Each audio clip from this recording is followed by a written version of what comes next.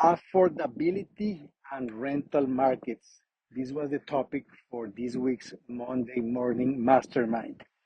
Again, about between 30 to 40 brokers, we get together and we discuss different topics. And the summary for this week's mastermind is the following.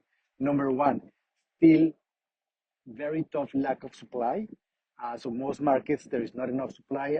There is some broker that mentioned that the developers have canceled projects in the future because of high raising costs and interest rates, and that's going to create a pressure on the real estate market in Canada for many years to come. And number two, also the rental market is very tough, where the rental amounts in most markets, Vancouver, Calgary, BC, Alberta, Ontario, rents keep going up, and that's putting a lot of pressure on renters as well because the cost keeps going up. One other broker suggested that the fact that to finance a property with 20% down was the norm in the past is no longer the case, because in order to cash flow and even to qualify a rental mortgage, most borrowers will have to put maybe 40% down or higher.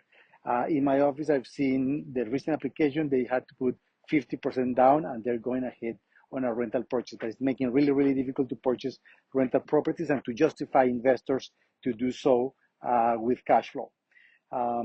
There's another broker who has a portfolio of rental properties, and he said that he's had very good luck negotiating with tenants, even though there is rental restrictions on the amount of rent that you can increase every year. A lot of markets, except Alberta and some other provinces, I know BC and Ontario have rental restrictions on the amount of rent that you can charge or increase every year.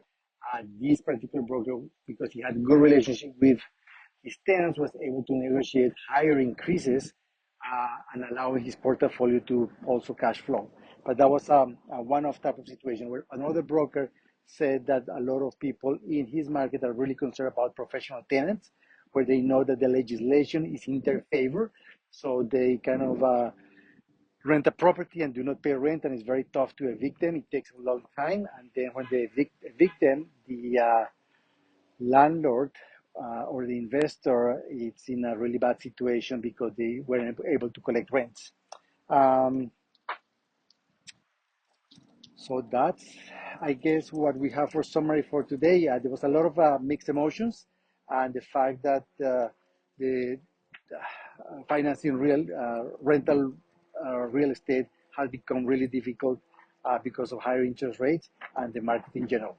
All the best, amigos.